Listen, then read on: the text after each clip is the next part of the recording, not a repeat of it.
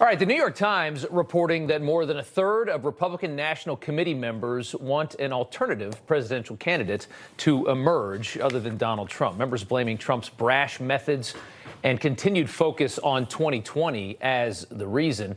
The Times also reporting just after his 2024 presidential announcement that major MAGA donors, their support for Trump was drying up as well. Billionaire Republicans like Stephen Schwarzman and Ken Griffin announcing that they intend to back other candidates. But Republican polling tells a much different story. A recent Emerson poll shows Trump just annihilating the GOP field in a hypothetical matchup by 26 points there. The closest challenger, as you would expect, is Ron DeSantis, the governor of Florida, at 29%. So what do we make of all this? Well, Lara Trump joins us now to break it all down. Lara, good to see you again. A lot of polls look great for the former president, but it does seem like the mega donors are moving away from him. How are people supposed to quantify that? What should we think? Well, I mean, we've got quite some time to go. I think we need to point that out until Election Day in 2024. We're 22 months away. My father-in-law announced basically 2 years ahead of the 2024 election. So there is quite some time. And don't forget, he is the only person on either side of the aisle to actually declare he is running for president in 2024. Right. So I don't think anybody's going to be too hot just yet to kind of put any big money behind anybody. And so I think as we get closer, that may change depending upon who enters the field on both sides of the aisle. But don't forget, Donald Trump has always cared about one thing. It's never been about big money donors, special interest groups, corporations. He's always cared about the people. And you look back to 2015 and 2016, and it was then businessman Donald Trump who had the support of the American people behind him, despite the fact that you had the establishment and all their friends in many different areas trying to stop him. I don't think anything has changed now, even though we're in January of 2023. So I think everybody should kind of sit back, take it easy for a little bit, because we've got some time to go. And I think as we get closer, you'll probably see the money start coming in for Donald Trump. That's exactly. I mean, I completely agree. I think as far as his brand of politics, change the party, everybody is going to be doing their best impression of Trump's ideology, when they run. I think we're all expecting that because the party is now inherently different. But you and I both know that the money is important, and you think the money is going to come back. Are you aware of any kind of a charm offensive to try and win that financial support back that's happening right now? Well, I think it's just Donald Trump doing what he knows best, and that's getting out and talking to the American people and laying out his plans to bring the country back. And I think when people take a look at where we are, and quite frankly, Rob, how far we've fallen so quickly from where he left us, even in the midst of a pandemic, no one would have expected America to be in the hole that we are in now, whether we're talking about the economy, gas prices are standing on the world stage, an open southern border, on so many respects that, where we are now. And so we need someone to come in with a plan that we know can do it. And if you look at things, Donald Trump is the only person I think that so many of us can think of who's done this. I mean, who else could bring us back? He's done it one time.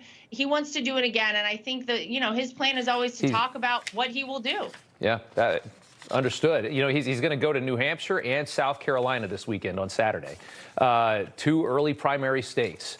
What is the messaging in these states? He's going in. It's early to go in, but he's going to 2 very important places. He's ramping up for 24, obviously. What is the messaging at this point? Well, I mean, it kind of is what I just, elaborated on a bit, which is basically the fact that our country has taken a turn for the worse, and people are struggling, and this country is in dire need of someone to help. And I think we all can feel that on, however you voted in 2020 and 2016. People are struggling on both sides of the aisle, and they need somebody to come in who has a plan to get them out. So I think he's probably going to talk about that.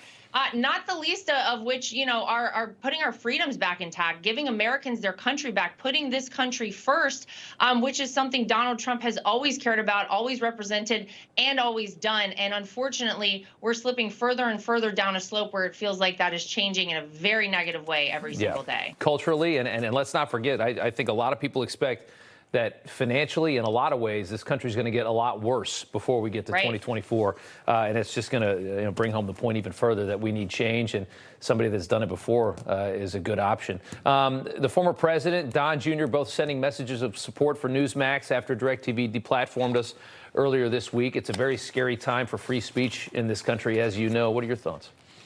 Yeah, I mean, look, if you haven't read the book 1984 by George Orwell, now might be a good time, because the dystopian society laid out in that book is sort of where it feels like we're headed in America right now. The fact that you have the ability to silence dissenting opinion in this country and basically take away people's First Amendment freedoms is a really scary place to be. It's not lost on anyone, Rob, that the different places that have been deplatformed, wherever we're talking about Republicans on social media, whether we're talking about conservative news outlets, it is all in the same line. It is all conservatives constantly being censored, deplatformed, silenced in every way possible. And I think people look at what's happening to Newsmax and they see something just in line with what I'm talking about here. And it is really frightening as an American to see this happen in real time and kind of feel like, we have no hope. We have no way out,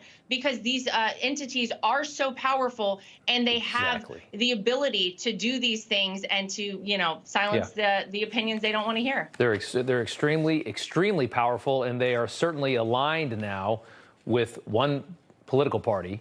And that is really scary. And that's something that's relatively new for most Americans. That's not the way this country was 5-10 years ago. It wasn't that way at all. Lara Trump, thank you so much. Good to see you as always. Thanks, Rob.